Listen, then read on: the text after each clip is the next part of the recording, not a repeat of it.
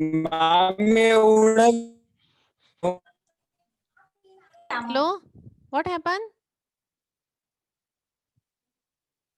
Hello, hello ma'am. हा काय झालं? कोण काहीतरी बोलत होता आता, काय झालं? वल्लभ काहीतरी विचारत होता मग. हो का? त्याचा आवाज येत नव्हता, ब्रेक होत होता. Okay, let it be. So in the aphorism number 70, it is the summary of all the aphorism. That is the 69 aphorism आपण आतापर्यंत जे बघितले त्याची सगळ्यांची इथे समरी दिलेली आहे. So in the first aphorism आपण काय बघितलं होतं की that is the sick mission of the physician. त्याचं आपण सगळं वर्ड मिनिंग बघितले होते. So that is given in the first line की that everything of really morbid and which ought to be cured. म्हणजे सिक पर्सन आहे त्याला आपल्याला क्युअर करायचं आहे. And the physician can discover the disease consist only of the suffering of the patient. So the फिजिशियननी काय बघितलं पाहिजे फक्त this morbid character. The diseases consist solely of the suffering of the patient. So diseases consist of only the signs and symptom, and that is only the suffering of the patient, that only the physician has to discover. And the sensible alteration in the health, जे alteration झालेले आहेत तेवढंच फक्त आपण बघणं गरजेचं आहे. In a word solely of totality of the symptom. So in the first 6 aphorism we have seen sick, what is the highest ideal of cure, what the knowledge should possess by the physician, how he is a preserver of health, and causes of the disease, unprejudiced observer. With that we have seen totality of the symptom by means of which the disease demands the medicine. We have seen that TOS, that is the totality of the symptom, is the whole and sole guide with the help of which we select the medicine. The disease demands the similar medicine, and that demand is only fulfilled by this totality of the symptom. This is the requisite thing for the relief. On the other hand, every internal cause attributed to it, every occult quality and imaginary material morbific principle is nothing but the ideal dream. So if you want to cure that person, if then we have to take into the consideration this totality of the symptom. Why? Because the cause is present internally. It causes the derangement of the vital force. There is no material cause is there which is morbific, as there is a derangement of the vital force, and hence we have to cure it by means of totality of the symptom that we have seen. Plus we have seen the certain properties of the vital force also. So in these few lines he described the first few aphorisms. Is it clear? Yes, yes. ma'am. After that he described what is the disease and what is cure. That is, we have seen the role of vital force in health, role of vital force in disease and in the cure. असा पण question येतो हा, the role of vital force in disease, health and cure. That is, this derangement of the state of health, which term we as a disease, can only be converted into the health by another revolution effected in the state of health by means of medicine. पण ती medicine आपण कशी दिली पाहिजे, that should be have the curative power. So we have seen this also की what the medicine or what are the properties of the medicine, which power should possess by the medicine, that also we have seen. Consequently can only consist in alternating man's state of health. म्हणजे medicine अशी हवी की जी state of health पण change करेल आणि state of disease पण change करेल. That is to say in a peculiar extension of the morbid symptoms. मग त्यांनी पूर्ण त्या मेडिसिनच्या ॲक्शननी किंवा त्या ॲक्शनची मेडिसिन अशी हवी की it should extend all the morbid symptoms and is learn with a most distinctness and purity by testing them on the healthy body. So we have seen all these properties of the medicine, that medicine should be a similar one. It should have a curative property. it should have the power to extinguish the morbid symptoms from the body. And the fourth property is that it should be pure and it should be proved completely on the healthy body. So all these properties also we have seen regarding the medicine. Is it clear? Yes, Yes. ma'am. Actually, I have started this meeting late because during that conversion 95% convert झालं होतं lecture and my laptop shutdown झाला. ते चार्जच माहीत नाही कसं काय चार्जिंगची button बंद झाली. मग तो पूर्ण लॅपटॉप बंद झाला. परत मी ऑन केला 1-2 मिनिटांनी लॅपटॉप थोडं चार्ज करून. मग ते कन्व्हर्ट झालं नव्हतं. मग ते परत जे 95% होतं ते व्हॅनिश होतं, गेलं होतं ते. ते परत सुरुवातीपासून रेकॉर्ड झालं. मग ते परत 0% कन्व्हर्ट होऊन 100% वर आलं आणि मग मी मीटिंग स्टार्ट केली. सो वल्लभ हे रिझन होतं मीटिंग लेट चालू करण्याचं, की चुकून लॅपटॉपची बटन बंद झालेली. नाही त्यामुळे नाही मला काय चार्ज झाला. वाटतंय मॅम की माझंच कनेक्ट होत नाहीये की काय मला असं वाटलं की माझं कनेक्ट होत नाहीये मीटिंग ओके. चालू झाली आणि मला माझंच कनेक्ट होत नाहीये मला इतका म्हणून मी धाक आहे ना विचारले तुझा, तुम्हाला की मला असं वाटतं, की नको बाबा ह्याला आधी रिझन सांगून द्यावं, की मी मी का स्टार्ट केली लेट. अहो तसंच काय नाही माझं सुरू होत नसल्यामुळे मला वाटतं की काय लेक्चर सुरू झाले की काय ओके. म्हणून मी विचारतो. सो दिस इज आणि धाक वगैरे काय सो दिस इज असं काही म्हणू नका हो. Fault by my laptop. Indirectly it's my fault, की ते चुकून बटन बंद झाली आणि तो चार्ज नव्हता because continuously the laptop is used by somebody. Previously my son is using, after that my daughter is using, now I am taking the lecture. So continuously up to the 6 o'clock somebody is using the laptop, and that's why it is just like a desktop. Continuously it has to be charged. So ते button बंद झाली माझ्याकडून, and that's why that conversion is जे झालेलं होतं it is incomplete, then it is again started. Okay, let it be. So in the first two paragraph, he explained the totality of the symptoms, and in the second paragraph, he explained the properties of, or the what characteristic the medicine should possess, that we have seen previously in the aphorism. Next thing he has given about the 26 aphorism and the three conditions we have seen, that is the similar, what happen when the similar medicines we are giving, and what happen when we are giving the dissimilar medicine.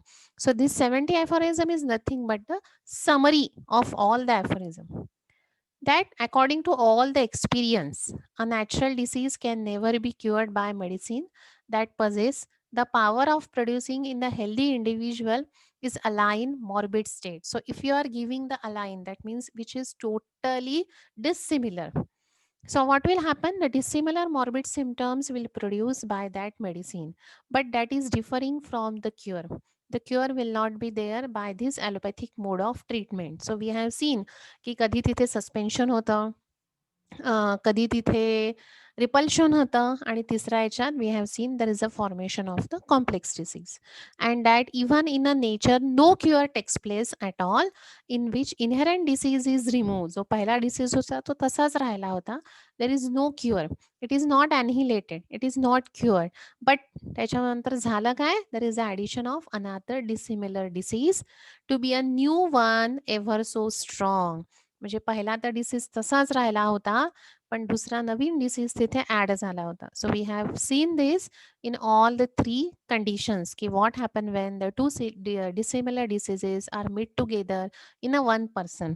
तो आपण त्याचा 20 मार्क्सचा answer पण आपण त्याचा ready केलेला आहे, बरोबर? Yes. समजलाय ना सगळ्यांना तिन्ही कंडिशन्स त्या? हो मॅम. Yes, ma'am. त्याच्यावर 20 मार्कांचा प्रश्न येतो बरं. Okay, so in the third point, he has described about the allopathic mode of treatment. Now here he has described about the antipathy, that is the palliative measure, जे आपण आता recently बघितलेला आहे, की experience असं prove करत आहे की by means of the medicine which is having a tendency to produce the artificial morbific symptoms, but they are antagonistic. They are giving the medicine on the basis of the single symptom, and they want to cure the disease, natural disease, or they want to cure the chronic disease, but it is never affected, the cure never happened there because of the antagonistic nature of the medicine. But instead of cure, there is an aggravation of the previous one. In word, antipathic and merely palliative treatment होते थी for the long standing diseases, or it may be the serious character and it is totally inefficacious. So there is no effect of that antagonistic medicine, as they are prescribing the medicine on the basis of single symptom, large doses, and the opposite symptoms are produces. So अय्यो हे मी 5th एडिशनचं वाचते वाटतं. ठीक आहे, no problem. आणि ठीक आहे, एवढं कळालं? हो मॅम. सेमच आहे, फरक नाहीये त्याच्यात काही.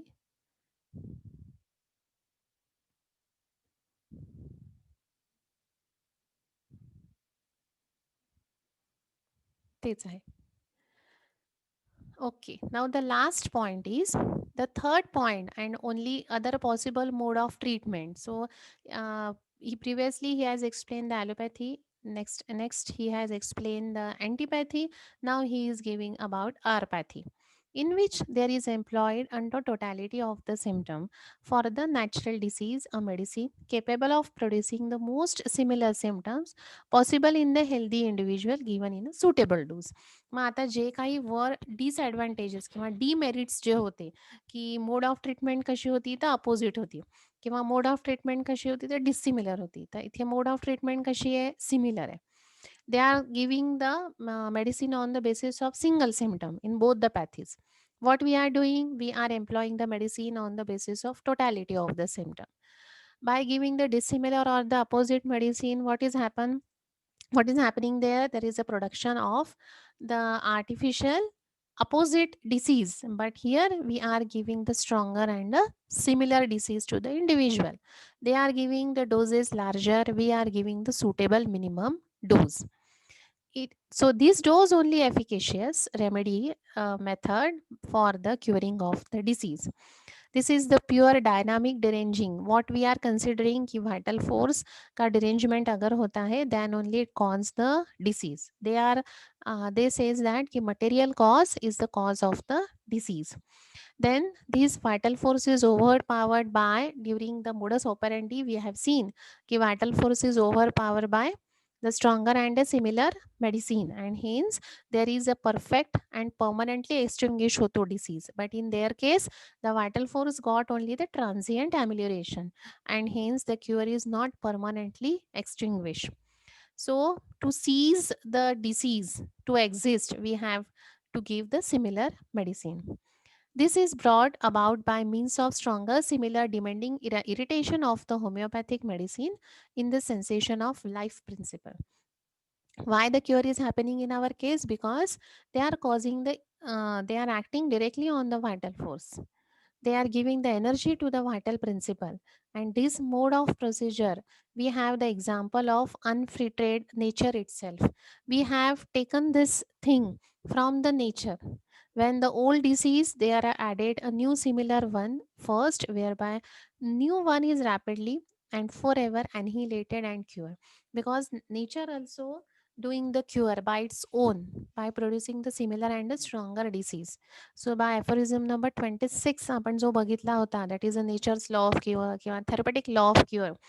So तो जो लॉ आहे तो आपण नेचर कडून घेतलेला आहे. It is not a artificial law, and hence we are getting the result by producing the similar and stronger disease.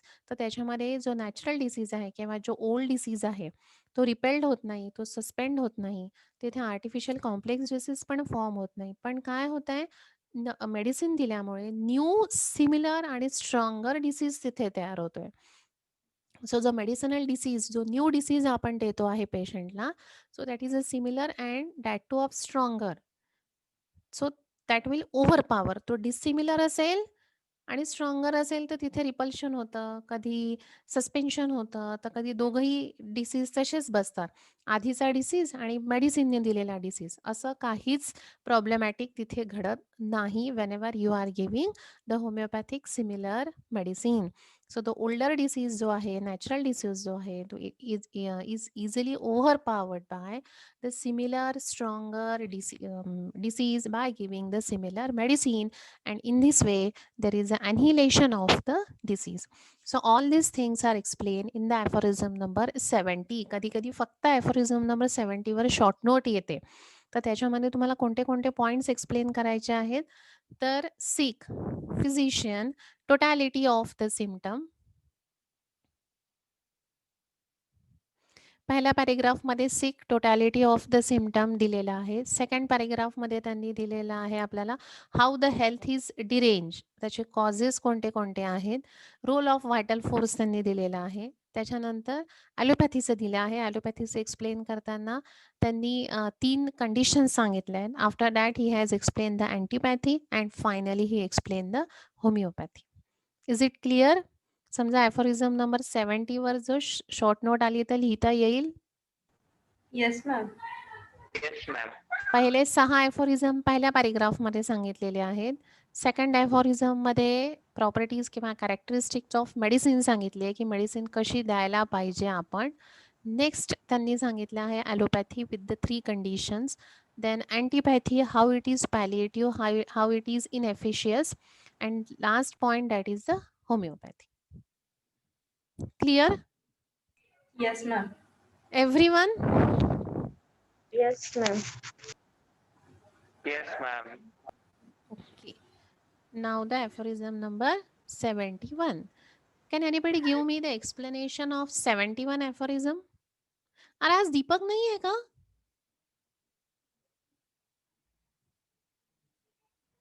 Deepak नाही जॉईन झाला का परत? जाऊ दे. सुशांत आहे ना? सुशांत दे बरं समरी 70 aphorism ची.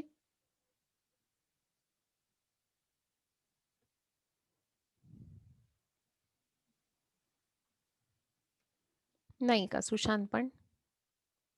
Who will give the summary?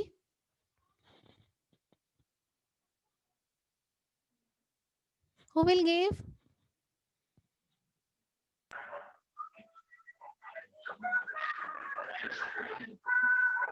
Nikita? Ma'am सांगू का मी? नको नको, तू नको. निकिता? Yes, ma'am. देते summary? Oh, they.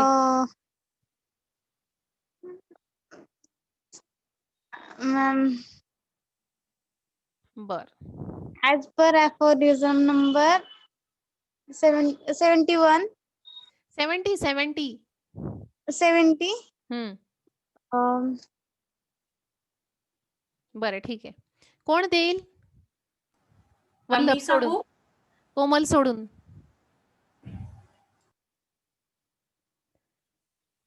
I want new participant.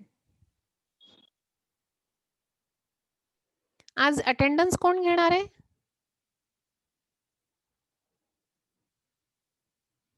Vaishnavi ना?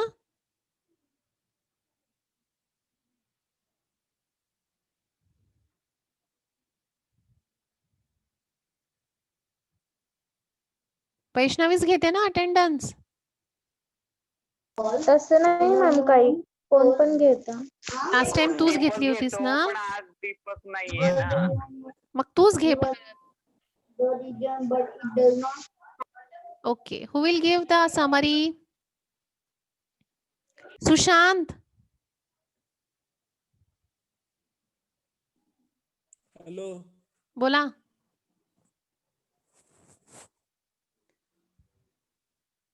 झालं का? हॅलो म्हणून गेला का? नाही मॅम. आहे का? आहे का नेटवर्क मध्ये? हो मॅम. बोला मग.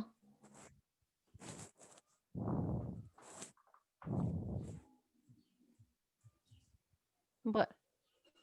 मीच बडबड करू? Now you are in a second year, म्हणजे आमच्या वेळेस सेकंड इयर होतं हे. तुम्ही तर सेकंड इयरला कधीच आलेला आहात, संपत आलाय तुमचं सेकंड इयर. प्रिव्हियसली 2015च्या आधीच्या ज्या बॅचेस होत्या त्यांना 70 एफोरिझम्स असायचे इन द फर्स्ट इयर, आणि इन द सेकंड इयर पासून मग 71 पासून पुढे.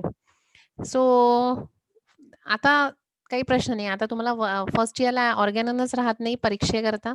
सेकंड इयरला 104 पर्यंत तुम्हाला अफोरिझम्स आहेत. That's why I am saying की now you have started the second year.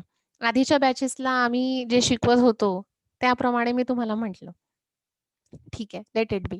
So in the 71 aphorism he has given the 3 points. हे 3 पॉइंट आपल्याला पुढच्या aphorisms मध्ये डिस्कस करायचे आहेत. तर फक्त 3 पॉइंट सांगते and from tomorrow we will start. So first point आहे, how is the physician to ascertain what is necessary to be known in order to cure the disease. मग फिजिशियनचे आपण आतापर्यंत नॉलेज बघितले, फिजिशियनला कसं असणं आवश्यक आहे ते बघितलं, which medicine the physician should use ते बघितलं, why the other medicine should not use if they are dissimilar, if they are antipathic, हे आपण बघितलं. आयसोपॅथी आपण बघितली. त्याच्यानंतर आपण थेरपॅटिक लॉ ऑफ क्युअर बघितला. So we have seen all the necessary things that basic knowledge of the physician we have seen from the aphorism number 1 to 70. Now आता फिजिशियनला डिसाइड करायचं आहे की what he has to be ascertain. How is the physician to ascertain what is necessary to be known. म्हणजे फिजिशियनला जर disease cure करायचा आहे तर त्या डिसीज विषयी त्या फिजिशियनला काय माहिती पाहिजे. That is the first question. Second is that जर डिसीज तुम्हाला क्युअर करायचा आहे तर तुम्हाला तो डिसीज क्युअर करण्याकरता तुम्हाला काय फॉलो केलं पाहिजे. what things you have to do to get the information about that disease, हे आपल्याला माहिती पाहिजे.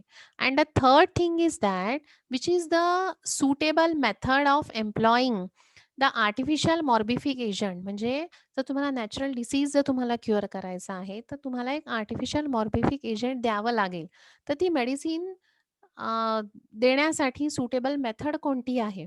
तर हे 3 points we will discuss from the aphorism number 72. तर पहिल्या याच्यात आपल्याला डिसीज माहिती पाहिजे की which disease we have to cure, which type of disease we want to cure. Second is that की दिस इज द इन्फॉर्मेशन जे आपण घेतो तर ते नॉलेज आपल्याला कुठून मिळेल.